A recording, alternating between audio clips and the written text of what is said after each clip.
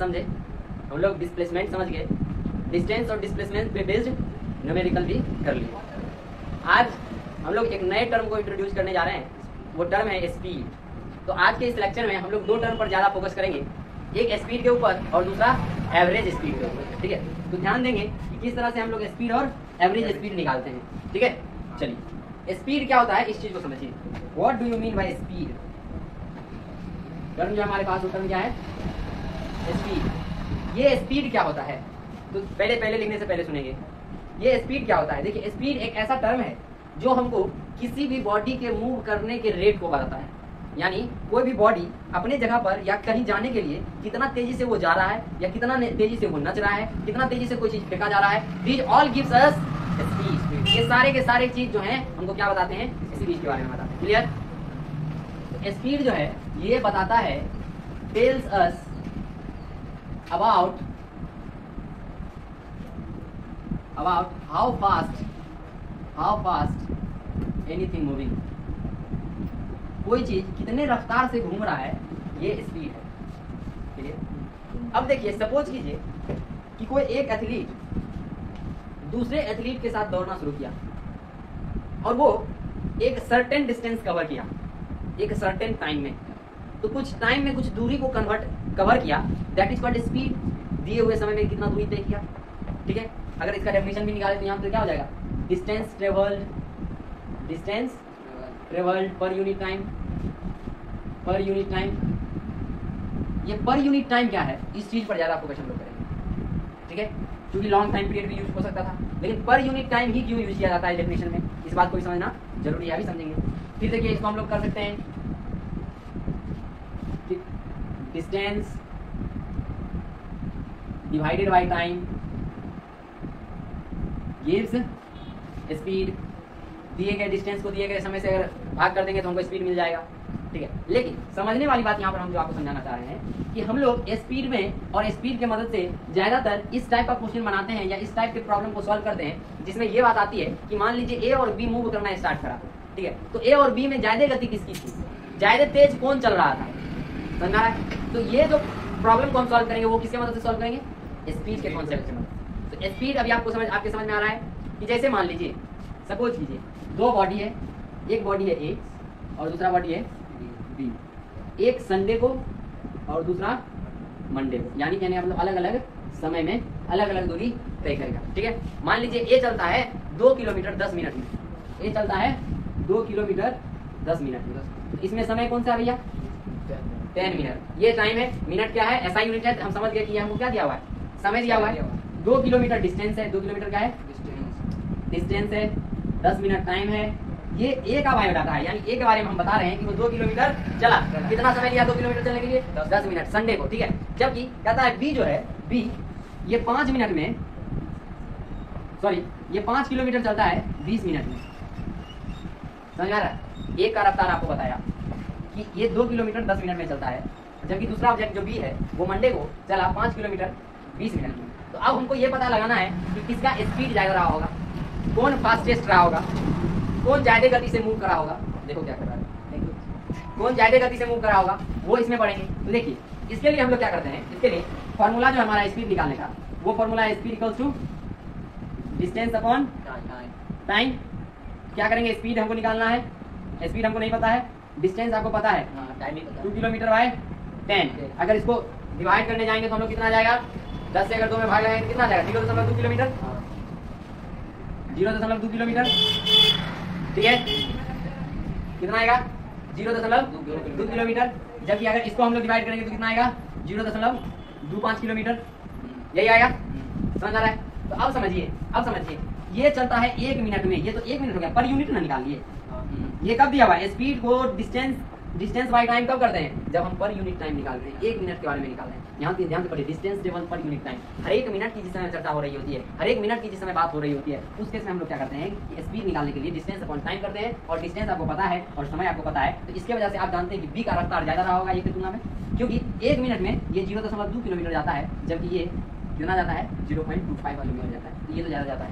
ये बात समझ में आ गया कि बी का रफ्तार ज्यादा रहा होगा। लेकिन अभी समझिए इस चीज को, ये इसका एवरेज स्पीड है। ये इसका क्या है, एवरेज स्पीड है। तो एवरेज स्पीड किसको कहते हैं, तो ओवरऑल रेपुटेशन यानी overall distance covered in given interval of time is called average speed. Average speed की जिक्र जब भी करेंगे तो हम लोग ओवरऑल डाटा को देखेंगे, that is our average speed. जब कभी किसी एक इंस्टेंट की चर्चा होगी, जब कभी किसी एक इंस्टेंट की चर्चा होगी, पॉइंट ऑफ टाइम की चर्चा होगी, पीरियड ऑफ टाइम की नहीं।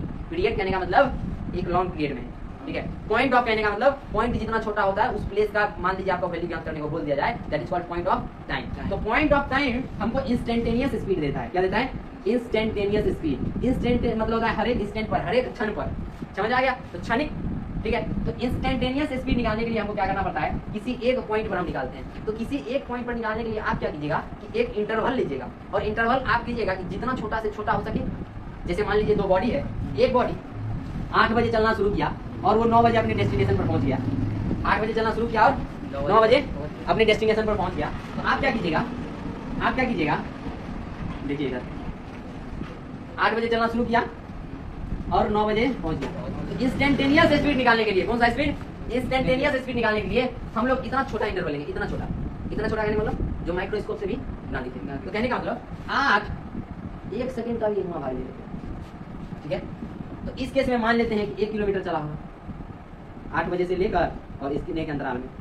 तो एक तरह से देखिएगा तो ये भी एवरेज स्पीड है, नहीं है, दो टाइम इंटरवल के बीच में निकाला गया, दो गिवन डिस्टेंस के बीच में निकाला गया, तो ये भी एवरेज ही है। लेकिन हम लोग फिजिक्स पढ़ रहे हैं तो इसमें हम लोग क्या करते हैं, जो बड़ा सा पार्टिकल होता है उसको पॉइंट साइज पार्टिकल कहते हैं। बड़ा ऑब्जेक्ट को पॉइंट साइज पार्टिकल कहते हैं। पहाड़ है, कहते हैं पहाड़ पर आदमी उतर आता तो हम पहाड़ का फोटो नहीं बनाते हैं, हम लेते हैं, मानते हैं पॉइंट ए, ये मान लो पहाड़ है, ये पार्टिकल हो गया, समझ आ रहा है। उसी तरह से किसी भी डेफिनेशन को सही करने के लिए आपका इंटरवल जितना छोटा होगा, जितना उतना ज्यादा अप्रोक्सीमेशन आपका सही होगा। यानी आप अप्रोक्स मानिएगा ना, तो इसमें ये माना गया कि 8 से लेकर 1 सेकंड तक स्पीड जो रहा होगा गाड़ी का लगभग सेम रहा होगा। इतना मैं समझ में आया ना। अब समझिए, इस चीज को हम लोग खरगोश और कछुए के उदाहरण से समझ रहे हैं। जैसे ये जग जाहिर है कि खरगोश जिस समय चल रहा होगा, जिस रफ्तार से वो दौड़ रहा होगा, वो रफ्तार जिंदगी भर में भी कछुआ का नहीं होगा।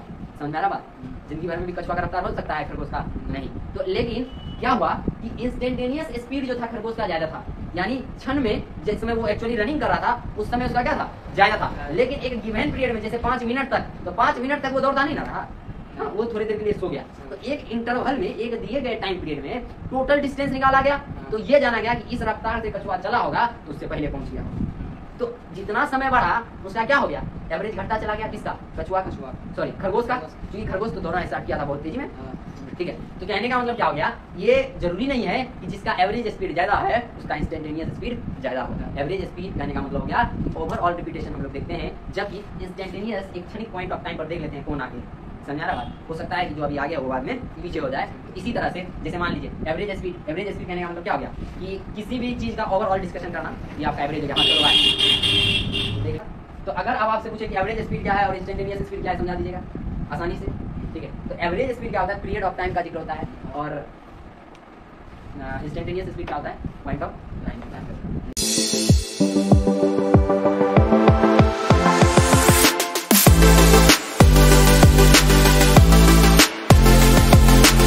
अब हम लोग ये बात समझ गए, lesser the time interval proper the approximation, and lesser the time interval better the approximation. जितना कम टाइम इंटरवल आप लीजिएगा उतना ज्यादा उम्मीद रहेगा कि आपका अप्रोक्सीमेशन सही हो, ठीक है, इंस्टेंटेनियस स्पीड निकालने के लिए। लेकिन अब हम लोग यूनिट की तरफ चलते हैं कि इस स्पीड का यूनिट क्या होगा, ठीक है। यूनिट ऑफ स्पीड, अब देखिए स्पीड का डेफिनेशन आप क्या समझे, the rate of distance travelled per unit time, distance travelled per unit time, यानी distance travel divided by time, D by T. हमको स्पीड का यूनिट चाहिए, एक्स मान लीजिए, हमको नहीं पता, लेकिन डिस्टेंस का तो पता है, टाइम का तो पता है, metre per second is the unit of distance, speed. समझ आ गया, प्रूफ करने के लिए करेंगे स्पीड का, स्पीड का ऐसा यूनिट अब अगर पूछे तो आप क्या बता दीजिएगा, मीटर पर सेकंड, या फिर यही रहेगा एमएस, या यही रहेगा किलोमीटर पर आवर। अब यहाँ से हम लोग एक नया चीज सीखेंगे, conversion of speed, conversion of unit, यानी मीटर पर सेकंड को किलोमीटर पर आवर में कैसे बदले, ठीक है। तो आप हमको बदल के दिखाइए 72 किलोमीटर पर आवर को मीटर पर सेकंड में, 72 किलोमीटर पर आवर को आप मीटर पर सेकंड में बदल के दिखाएंगे। 5/18 देखिए पहले समझिए इसको आसान कैसे बना सकते हैं, इसको समझिए मेरे साथ 5/18 ट्रिक प्रूफ पर मत जाइए, पहले कॉन्सेप्ट पर आइए, फिर ट्रिक ऐसा देने की आपका क्वेश्चन ऐसे सॉल्व हो जाएगा। पहले कॉन्सेप्ट समझिए, 72 किलोमीटर पर आवर को हमको आवर में बदलना है। अगर किसी का सब्सक्राइबर 1000 हो जाए तो वो क्या लिखता है, 1K, यानी K का मतलब 1000 होता है। क्लियर? तो 72 किलोमीटर यानी 72 गुने 1000 मीटर बट्टा में 3600। क्लियर? इतना बात समझ में आ गया? इससे ये गया, इससे ये गया, 5 दूनी 2 5 से 10 हो गया, 2 से 18 मतलब 36 हो गया, 18 36 18 जो 18 72 हो गया, 5 के 20 मीटर। इससे आप क्या सीखे कि 5/18 से तो गुना करना ही है, लेकिन ये जहाँ भी आ जाए तो समझिए वो 1000 होता है। This is the conversion of kilometer to meter per second. अगर मान लीजिए मीटर पर सेकंड को किलोमीटर में दे दे, जस्ट ऊपर कर देंगे, 18 ऊपर चला जाएगा, 5 नीचे आ जाएगा। अगर हम लोग किलोमीटर को मीटर पर सेकंड में कन्वर्ट कर रहे हैं तो उसको 5/18 से गुना कर दे रहे हैं। अगर इसी मीटर पर सेकंड को किलोमीटर में बदलना होगा तो 18 ऊपर चला जाएगा, 5 नीचे आ जाएगा। समझा? जैसे अभी देखिए 20 को बदलिए, 20 को किलोमीटर पर आवर में बदलिए, 20 को किलोमीटर पर आवर 20 गुने 18 बट्टा 5, 5 के 20, 18 36 18 18 72 आ गया।